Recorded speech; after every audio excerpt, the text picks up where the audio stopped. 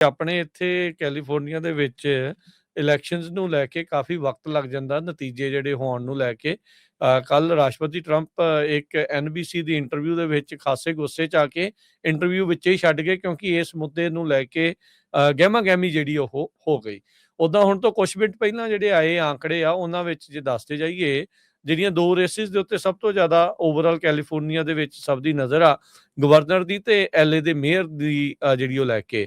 Governor race ਦੇ ਵਿੱਚ ਜਿਹੜਾ ਡੈਮੋਕ੍ਰੇਟ ਹਾਵੀਅਰ ਬਸੇਰਾ ਆ, ਉਹ ਇਸ ਟਾਈਮ 27% ਵੋਟਾਂ ਜਿਹੜਾ ਉਹ ਲੈ ਕੇ ਚੱਲ ਰਿਹਾ। 1.8 ਮਿਲੀਅਨ ਜਿਹੜੀਆਂ ਵੋਟਾਂ ਉਸਦੇ ਹੱਕ 'ਚ। ਦੂਜੇ ਨੰਬਰ ਦੇ ਉੱਤੇ ਰਿਪਬਲਿਕਨ ਸਟੀਵ ਹਿਲਟਨ 1.79 ਮਿਲੀਅਨ 25.8%।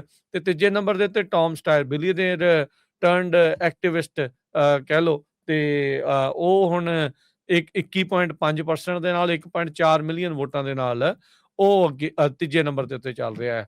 ਸੋ ਹੁਣ ਦੂਜੇ ਨੰਬਰ ਦੀ ਤੇ ਪਹਿਲੇ ਨੰਬਰ ਦੀ ਇਹ ਤਿੰਨਾਂ ਚੋਂ ਕੋਈ ਵੀ ਜਿਹੜਾ ਉਹ ਆ ਸਕਦਾ, ਕਿਉਂਕਿ ਅਜੇ ਵੀ ਤਕਰੀਬਨ ਹਰਜੋਤ ਸਿੰਘ ਜੀ 28% ਵੋਟਾਂ ਕਾਊਂਟ ਹੋਣੀਆਂ ਬਾਕੀ ਆ। 72% ਰਿਪੋਰਟਿੰਗ ਜਿਹੜੀ ਆ ਉਹ ਹੋਈ ਆ।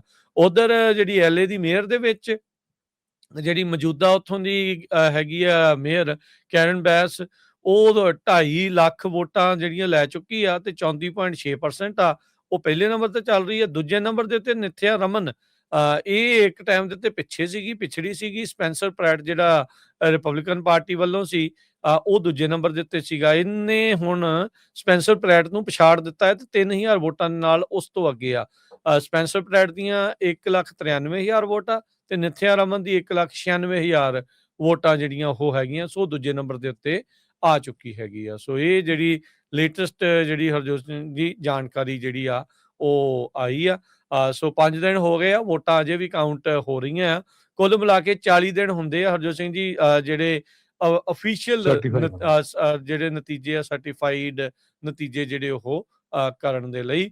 ਸੋ ਅਜੇ ਇੰਨੀਆਂ ਵੋਟਾਂ ਕਿਹੜੀਆਂ ਆ, ਇਹ ਲਿਫਾਵੇ ਖੋਲ ਰਹੇ ਆ ਜਾਂ ਜਿਹੜੇ ਉਦਣ ਆਏ ਸੀ ਉਹ ਵਾਲੇ ਪਾਈਆਂ ਆ ਉਹ ਕਾਊਂਟ ਹੋ ਰਹੇ ਆ। ਸੋ ਉਹਨੂੰ ਲੈ ਕੇ ਆਬਵੀਅਸਲੀ ਜਿਹੜੇ ਕ੍ਰਿਟਿਕਸ ਆ ਉਹ ਰੌਲਾ ਜਿਹੜਾ ਉਹ ਪਾ ਰਹੇ ਆ ਵੀ ਇਹ ਵੋਟਾਂ ਆ ਕਿੱਥੋਂ ਰਹੀਆਂ ਨੇ। ਬਿਲਕੁਲ। ਸੋ ਜਿਹੜਾ ਨਿਥਿਆ ਰਮਨ ਆ, ਤੁਹਾਨੂੰ ਪਤਾ ਹੀ ਆ ਵੀ ਭਾਰਤੀ ਮੂਲ ਦੀ ਬੀਬੀ ਆ, ਤੇ ਸਪੈਂਸਰ ਪ੍ਰੈਟ ਉਹਦੇ ਹੁਣ ਜਿਹੜੇ ਸਪੋਰਟਰ ਆ ਕਾਫੀ ਜਿਹੜੇ ਨਿਰਾਸ਼ਾ ਦੇ ਵਿੱਚ ਆ ਵੀ ਉਹ ਤੀਜੇ ਨੰਬਰ ਦੇ ਉੱਤੇ ਪਹੁੰਚ ਗਏ ਹੈਗੇ ਆ। ਸੋ ਕੈਲੀਫੋਰਨੀਆ ਦਾ ਰੂਲ ਇਹ ਆ ਵੀ ਜਿਹੜੇ ਵੀ ਫਸਟ 2 ਕੈਂਡੀਡੇਟ ਹੋਣਗੇ ਉਹਨਾਂ ਦੀ ਜਿਹੜੀ ਇਲੈਕਸ਼ਨ ਆ ਉਹ ਨਵੰਬਰ ਦੇ ਵਿੱਚ ਹੋਵੇਗੀ। ਕੱਲ ਰਾਤ 10:15 ਤੱਕ ਜਿਹੜੇ 48% ਬੈਲਟ ਕਾਊਂਟ ਹੋਇਆ। ਹੁਣ ਤੁਸੀਂ ਦੇਖ ਲਓ ਵੀ ਕਿੰਨਾ ਸਲੋ ਆ। ਸੋ ਕਈ ਵਾਰੀ ਤਾਂ ਪ੍ਰੈਜ਼ੀਡੈਂਟ ਟਰੰਪ ਬਿਲਕੁਲ ਸਹੀ ਵੀ ਕਹਿੰਦੇ ਆ ਵੀ ਦੇਖੋ ਯਾਰ ਇਲੈਕਸ਼ਨ ਹੁਣ 6 ਜੂਨ ਕਾਦੀ ਹੋਈ ਆ, 2 ਜੂਨ ਦੀ ਹੋਈ ਆ, 6 ਦਿਨ ਹੋ ਗਏ ਆ ਤੇ ਹਜੇ ਤੱਕ ਸਿਰਫ 48% ਬੈਲਟ ਹੀ ਕਾਊਂਟ ਹੋਏ ਹੈਗੇ ਆ। ਵੀ ਅਮਰੀਕਾ ਵਰਗਾ ਮੁਲਕ ਹੋਵੇ ਤੇ ਥਰਡ ਵਰਲਡ ਕੰਟਰੀ ਦੇ ਵਿੱਚ ਕਈ ਵਾਰ ਜਿਹੜਾ ਡਿਸੀਜਨ ਆ ਉਹ ਨੈਕਸਟ ਡੇ ਤੱਕ ਜਿਹੜਾ ਮਿਲ ਜਾਂਦਾ ਹੈਗਾ। ਪਰ ਹਰਜੋਤ ਸਿੰਘ ਜੀ ਇਦਾਂ ਨਾ ਵੀ ਕੈਲੀਫੋਰਨੀਆ 'ਚ ਹੁਣ ਇਹ ਵੀ ਮਹੀਨਾ ਦਿੰਦੇ ਆ ਵੋਟਾਂ ਪਾਉਣ ਨੂੰ। ਜੇ ਉਹ ਪਹਿਲਾਂ ਹੀ ਵੋਟਾਂ ਟੈਬੂਲੇਟ ਕਰਕੇ ਰੱਖ ਲੈਣ, ਫਿਰ ਲੋਕਾਂ ਨੇ ਕਹਿਣਾ ਵੀ ਹੇਰਾਫੇਰੀ ਉਧਰ ਜਿਹੜੀ ਉਹ ਹੋ ਗਈ ਆ। ਇਹ ਹੇਰਾਫੇਰੀ ਹੋ ਰਹੀ ਆ, ਨਹੀਂ ਹੋ ਰਹੀ ਆ, ਇਸ ਨੂੰ ਲੈ ਕੇ ਤਾਂ ਸਵਾਲ ਜਿਹੜੇ ਉਹ ਉੱਠਦੇ ਹੀ ਰਹਿਣੇ ਆ ਜਿੰਨੀ ਦੇਰ ਤੱਕ ਕੈਲੀਫੋਰਨੀਆ ਆਪਣਾ ਐਕਟ ਟੁਗੈਦਰ ਨਹੀਂ ਜਿਹੜਾ ਉਹ ਕਰਦਾ ਇਸ ਦੇ ਵਿੱਚ, ਤਾਂ ਜੋ ਨਤੀਜੇ ਟਾਈਮ ਸਿਰ ਜਿਹੜੇ ਆ ਉਹ ਲੋਕਾਂ ਤੱਕ ਜਿਹੜੇ ਉਹ ਪਹੁੰਚਣ।